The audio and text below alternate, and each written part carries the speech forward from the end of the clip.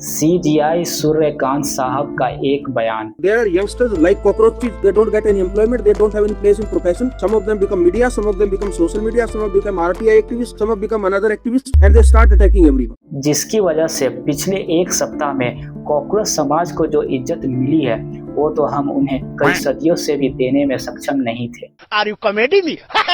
15 मई 2026 को सीजीआई सूर्यकांत ने supreme court के एक हियरिंग में भारत के युवाओं को जो सिस्टम की मार से बेरोजगार रह गए हैं उनकी तुलना कॉकरोच से कर दी। और सीजीआई साहब यहाँ भी नहीं रुके।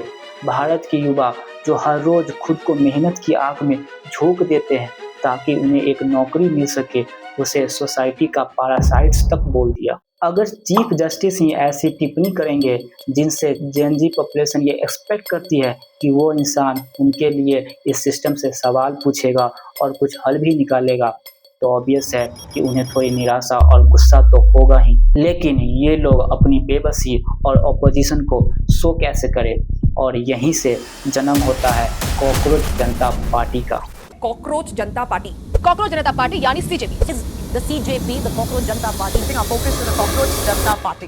16 मई 2026 को भारत के जेनजी के इमोशन को रेस्पेक्ट देते हुए बॉस्टन यूनिवर्सिटी के स्टूडेंट अभिषेक दीपके ने बड़ी सैटेरिकल वे में कॉकरोच जनता पार्टी को लॉन्च किया। Bharatiya Janata party, cockroach Janata party, ये लोग बीजेपी का अच्छा मजा ले रहे हैं। क्या बढ़िया था गुरु।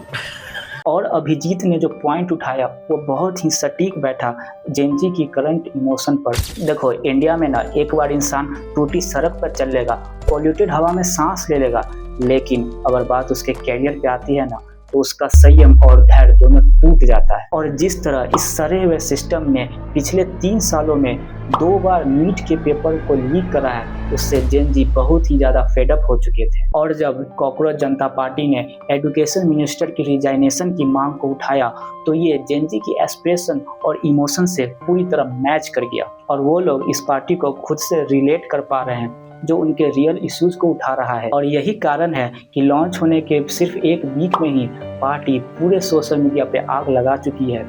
बीजेपी, कांग्रेस, सभी पॉलिटिकल पार्टी को पीछे छोड़ 21 मिलियन से भी ज़्यादा फॉलोअर्स हो चुके हैं। नेशनल, इंटरनेशनल सभी मीडिया चैनल्स ने अब सीजेपी को कवर करना स्टार्ट कर दिया है। लेकिन अगर तुम्हें पता चले सीजेपी का सच वो नहीं है जो तुम देख और समझ रहे हो, तो क्या सीजेपी रेवोल्यूशन के नाम पे जेनजी के इमोशन के साथ खेल रही है और अपना हिडन एजेंडा चला रही है? और क्या सीजेपी सच में कॉम्प्रोमाइज्ड है? मैं तुम्हें 3 पॉइंट्स बताऊंगा जो तुम्हें भी इस बात पे सोचने पर मजबूर कर देगा कि सीजेपी कहीं कॉम्प्रोमाइज तो नहीं। तुम किसी भी पॉलिटिकल पार्टी के साथ जुड़ने से पहले क्या देखते हो? उसकी आइडियोलॉजी या फिर उसका मैनिफेस्टो। लेकिन अगर एक बार तुम शांत मन से सीजेपी की मैनिफेस्टो को देखोगे तो तुम्हें एक भी रियल इशू नहीं दिखेगा जो हम इंडियंस या फिर इवन जेनजी की रियल एस्पिरेशन है। आज इंडिया की ग्रोथ को कोई दीमक की तरह खा रहा है तो वो है ये 5 इशूज: अपीजमेंट या फ्रीबी पॉलिटिक्स, कास्ट पॉलिटिक्स, हमारे यूथ का ब्रेन ड्रेन, पॉल्यूशन और हर छोटे छोटे शहरों में हो रहा करप्शन। लेकिन इन इशूज को एक भी पॉइंट में नहीं डाला गया है। मगर अगर तुम नोटिस करोगे तो सीजेपी के मैनिफेस्टो का 5th पॉइंट में ये बताया गया है कि अगर कोई भी एमपी या एमएलए पार्टी चेंज करता है तो उसे 20 साल तक इलेक्शन कंटेस्ट नहीं करने दिया जाएगा, जो कि इनडायरेक्टली राघव चड्ढा पे पॉइंट किया गया है, जो कहीं ना कहीं सीजेपी को आम आदमी पार्टी से जोड़ता है। और मैं ऐसा क्यों बोल रहा हूँ इसका रीजन मैं 3rd पॉइंट में बताऊंगा, तो वीडियो को अंत तक जरूर देखना। Selective targeting of BJP. अब तुम मुझे अनभक्त बोलोगे, यार शुभम तुम तो बीजेपी की तरफ से बैटिंग करने लगे, लेकिन ऐसा नहीं है। हाँ, आजकल बीजेपी बहुत ही ज़्यादा एरोगेंट हो गई है और मनमाना डिसीजन भी लेती है, और यही कारण है कि 2024 के चुनाव में उन्हें ऐसा रिजल्ट देखने को मिला। लेकिन तुम एक बात समझो, क्या बीजेपी ही सिर्फ ऐसा करती है? कांग्रेस हो गई, समाजवादी हो गई, आम आदमी पार्टी हो गई, डीएमके, टीएमसी, सभी के सभी राजनीतिक दल एक ही थाली के चट्टे पट्टे हैं भाई। अगर कॉकरोच जनता पार्टी जेनजी के रेवोल्यूशन पर बनी है तो उसे अपोजिशन के लीडर क्यों बैक कर रहे हैं? अखिलेश यादव, महुआ मोइत्रा, कीर्ति आज़ाद, इन लोगों का कैरियर तो सिर्फ वायलेंस और कास्ट पॉलिटिक्स पर ही टिका है। इंडिया के यूथ को फिर से वही घिसा पिटा पॉलिटिकल पार्टी नहीं चाहिए। सीजेपी फाउंडर अभिजीत दीपके का आम आदमी पार्टी और अरविंद केजरीवाल के साथ रिलेशन।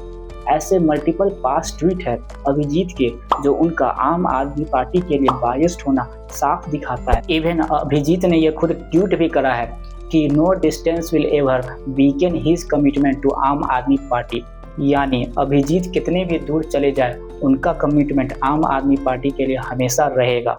तो सवाल यही पे उठता है कि अगर आप आम आदमी पार्टी के लिए कमिटेड है तो जेन जी आप पे ट्रस्ट कैसे करें कि आप आम आदमी पार्टी और अरविंद केजरीवाल की आइडियोलॉजी से इंस्पायर नहीं होंगे जिस पे मल्टीपल करप्शन के चार्ज लगे हुए हैं। मुझे पता है तुम में से बहुतों का ये सवाल होगा कि भाई तुम गवर्नमेंट ने जो सीजेपी की ट्विटर अकाउंट को विथहेल्ड कर दिया है उसे कैसे जस्टिफाई करोगे।